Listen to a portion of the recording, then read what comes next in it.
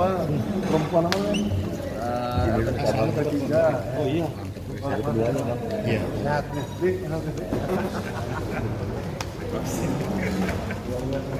Ibu. Ini. Kalian ini mau dari?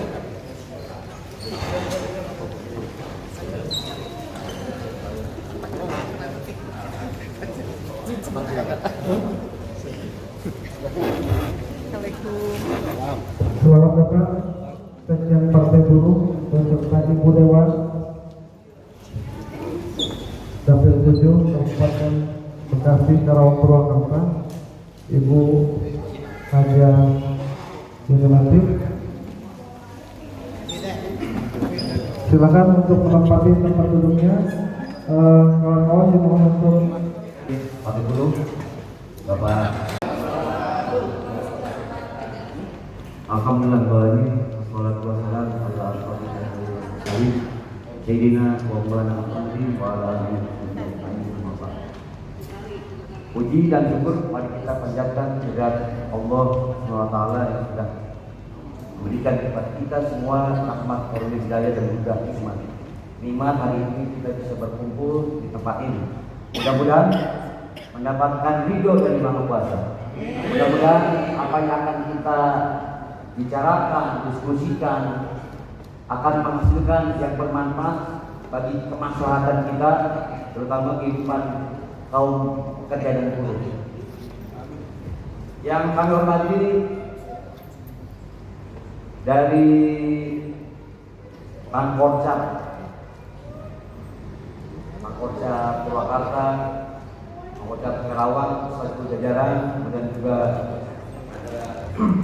Sekjen Partai Buruh Kabupaten Purwakarta, seluruh jajaran, kemudian juga dari Exco Kabupaten Karawang juga dan seluruh jajaran, kemudian dari SP3 ini ya. Kurang familiar bagi kurang familiar ya. LP3I ya, beserta jajaran. Juga seluruh Pacarik. Maka calon sekarang, bukan Pacarik lagi nih. Posisi hari ini tertanggal 18 kemarin ya, KPU sudah mengumumkan bahwa namanya bukan bakal lagi tapi daftar calon sementara. Jadi masih ada MM-nya sementara, tapi sudah calon tuh. Ya. Artinya versi kita semua dan versi KPU sendiri sudah menetapkan kita sebagai calon. KPU sendiri sudah menetapkan kita sebagai calon legislatif. Apakah di DPRD Kabupaten Karawang, Purwakarta, dan juga provinsi. Dan bahkan hari ini ketua atau sekjen PB Moperi masih di jalan ya. Tadi beliau menyampaikan kurang lebih jam 10 karena ada yang dulu di Moskow nasional di sana. Jadi posisi sekarang adalah sebagai calon walaupun ada embelnya sementara. Kenapa sementara? Nah, ini perlu juga catatan. Jadi sementara ini ya, catatan sementara itu bukan karena faktor internal partai ya. Kemudian nanti ketika ada perubahan daftar calon itu nomor urut 1 dan sekian itu, ketika nanti next ada perubahan di daftar tetapnya itu saya pastikan bukan karena faktor internal partai. Jadi kalau dari kita sudah fix tuh harapannya itu. Nah, kenapa ada calon sementara? Ini versi KPU dan itu juga berdasarkan ketentuan undang-undang. Jadi si data calon sementara itu dipublish ke masyarakat. Dipublish ke masyarakat. Ada nggak keluhan penolakan dan sebagainya dari warga masyarakat? Nah, ini kok penting sebisa mungkin kalau ada lawan kita, misalnya lawan itu ya tidak partai lah ya.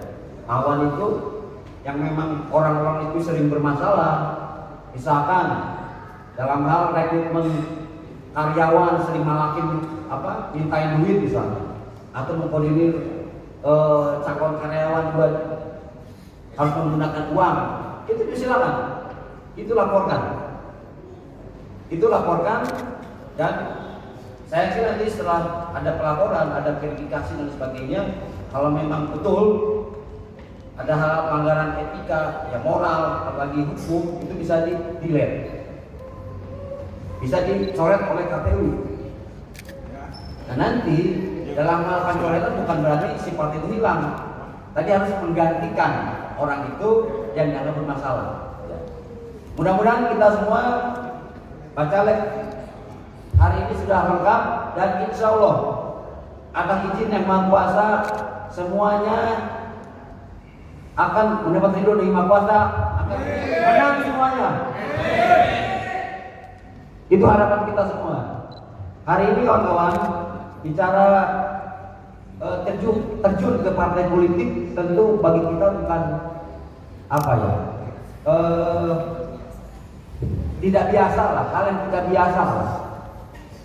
Saya aja secara pribadi, walaupun saya mengenal organisasi Serikat Pekerja dari tahun 97, baru kali ini saya masuk ke organisasi partai politik dan partai itu.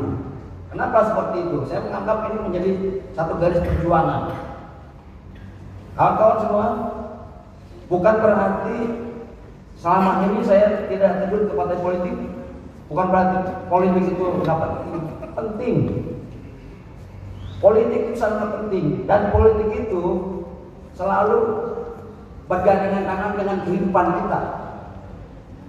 Langkah kita dari bangun tidur sampai mau tidur lagi itu nggak lepas dari politik. Kita semua kawan-kawan yang bukan sering ya, artinya berkecimpung dalam dunia buruh. Dan juga ada yang sudah masuk ke organisasi Serikat Pekerja, Serikat Buruh. Ini pun juga nggak lepas dari jiwa politik. Jadi politik itu bukan hal yang aneh, bukan yang harus alergi, apalagi ada kebencian. Mungkin yang jadi masalah itu selama ini kita mengenal bahwa orang-orang politik itu ya bikin masalah lah. Janji doang, bahkan menjalini, mungkin seperti itu. Identik selama ini kita kenal, tapi bukan politik yang dihakimi, tapi oknumnya itu. Nah ini jadi masalah buat kita.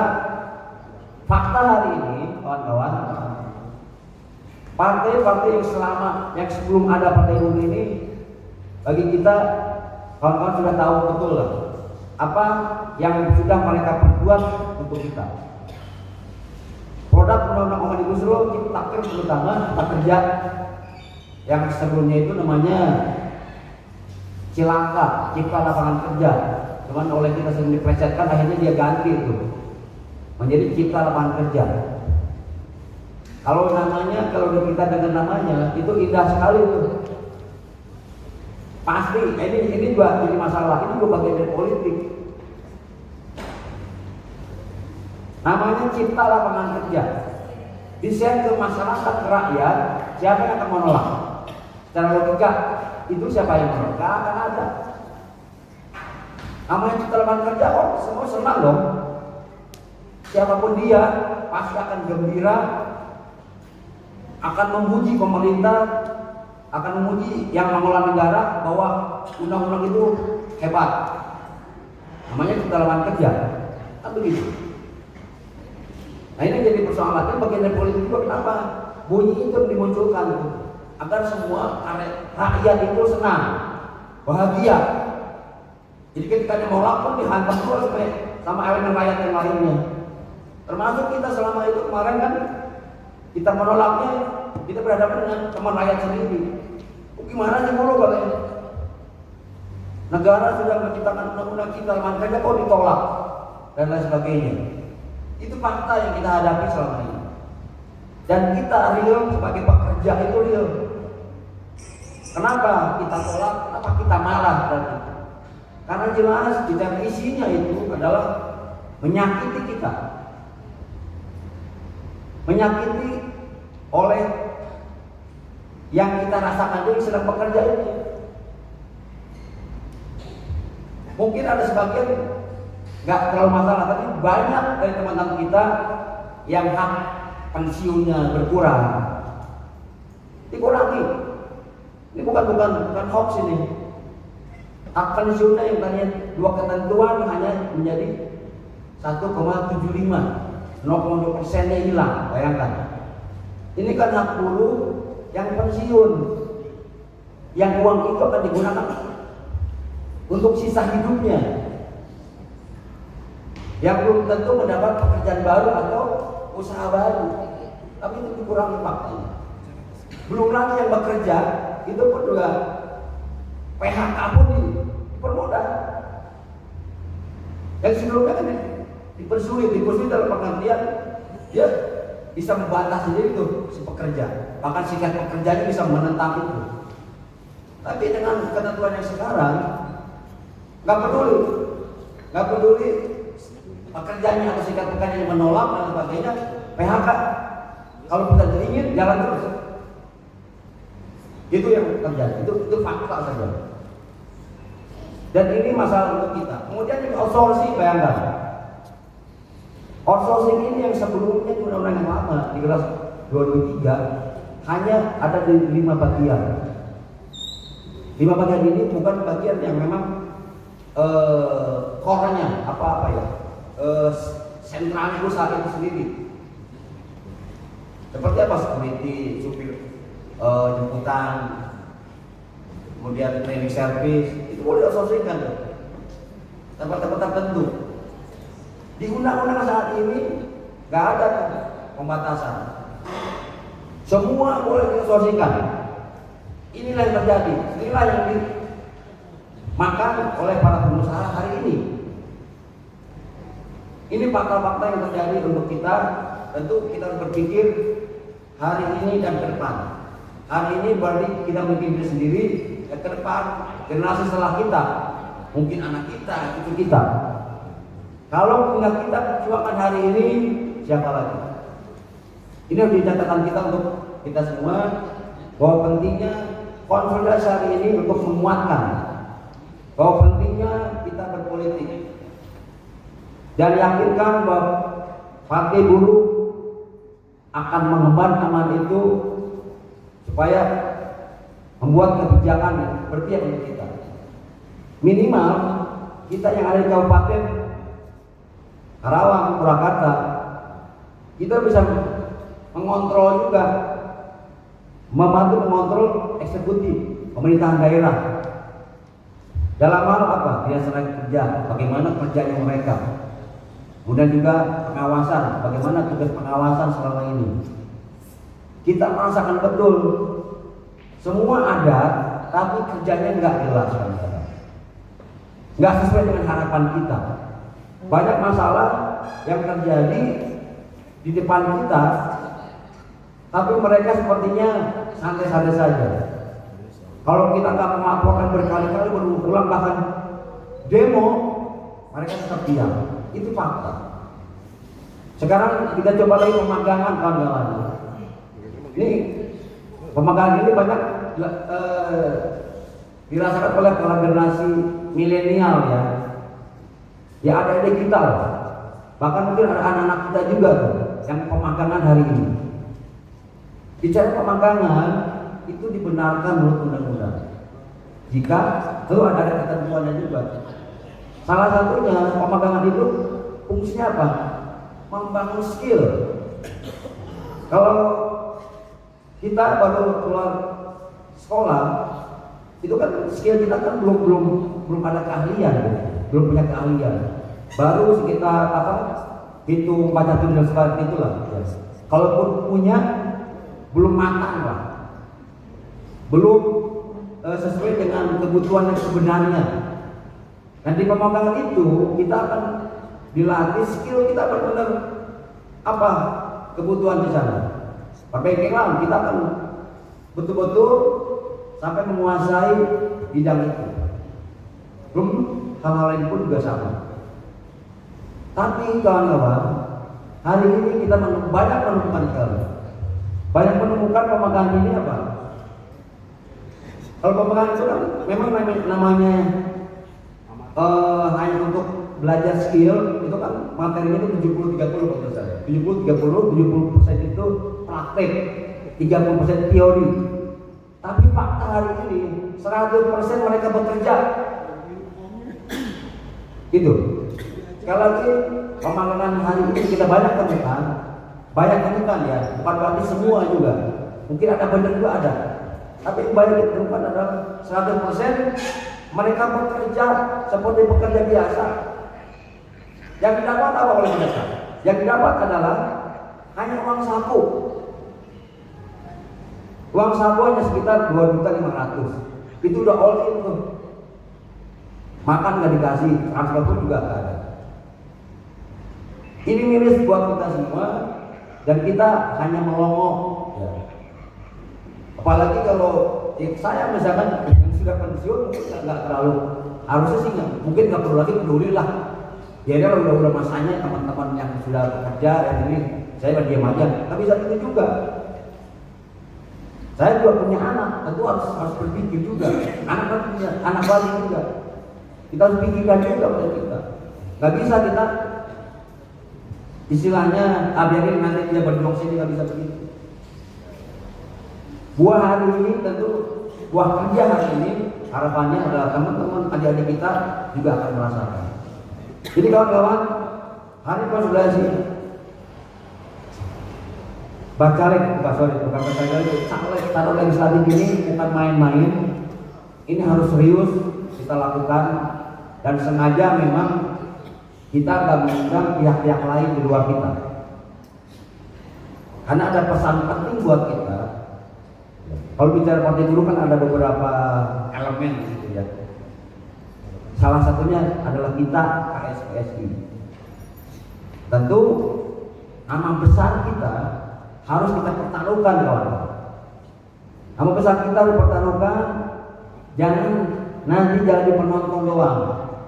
Kita harus juga bisa masuk ke dalam duduk sebagai anggota legislatif dari partai buruh dan unsur SPSI. Jangan dari yang lain misalnya. Yang lain pun juga sama, bersikap yang sama juga. Ya. Hal yang lumrah lah. Kita nggak boleh bergesekan, tapi intinya tugas kita ini keluarga besar KSPSI semuanya harus kita bangun. Seluruh anggota-anggota kita ya untuk Waalaikumsalam.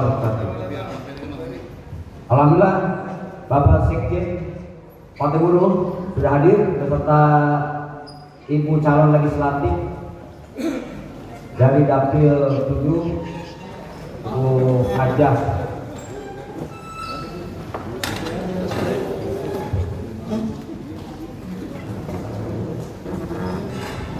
Haji Fedidali dan calon legislatif DPR RI Dapil 7.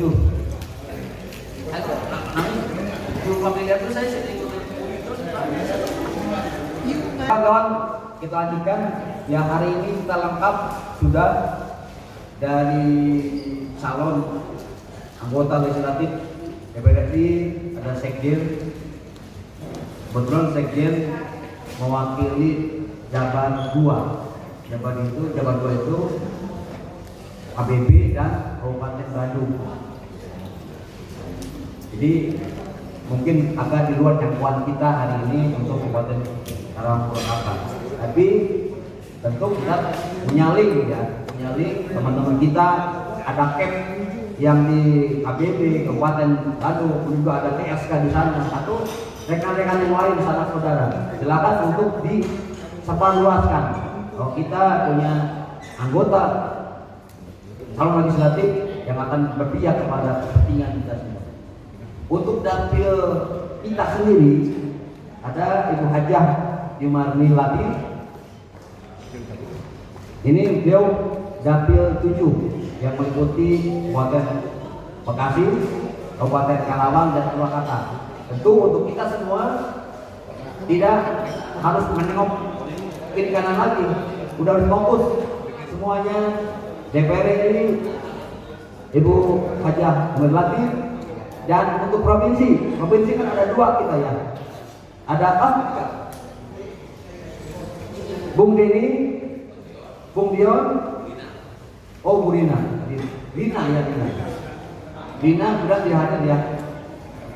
Yang pasti itu ada 3 teman kita di calon legislatif provinsi Jabar 10 ya, Jabar 10, dan tentu ini adalah menjadi tugas kita semua dari calon legislatif Kabupaten Karawang Purwakarta untuk menetapkan agar 3-tiganya bisa tembus di provinsi kita.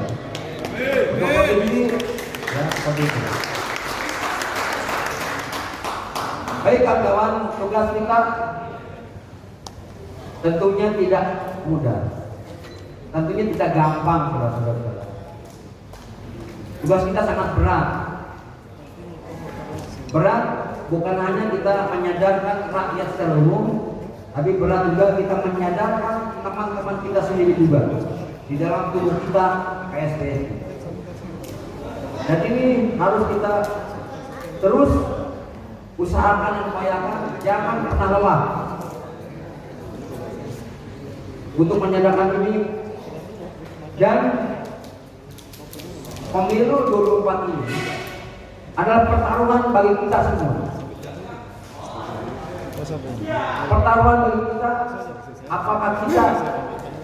apakah buruh akan diangkat kembali martabatnya atau memang akan terus dibenamkan. Itu adalah tugas kita semua, elemen keluarga besar KSPSI harus bergerak semuanya. Kita tidak bisa lagi mengharapkan atau menitipkan hasil kepada partai-partai yang ada selama itu. Dan mereka sudah terbukti. Kalaupun ada yang berpihak tempo hari seolah-olah menentang undang-undang Omnibus Law, tapi ternyata ketika kita minta hadirkan di MK sebagai saksi fakta, tapi tidak hadir. Itu yang harus jadi catatan. Kemudian juga hari ini kawan-kawan, hanya partai buruh, partai politik satu-satunya yang melakukan judicial review ke MK untuk minta membatalkan undang-undang Omnibus Law. Tidak ada yang lain. Jadi tidak ada kata lain bahwa kita harus menangkan partai buruh. Kita harus menangkan semua caleg dari partai buruh. Setuju? Baik, nanti akan secara lengkap sudah hadir tengah-tengah kita Bapak Ferry jadi ya, akan disampaikan selanjutnya. Jadi saya cukup. Alhamdulillah. Assalamualaikum warahmatullahi wabarakatuh. Partai buruh, partai buruh, partai buruh, partai buruh.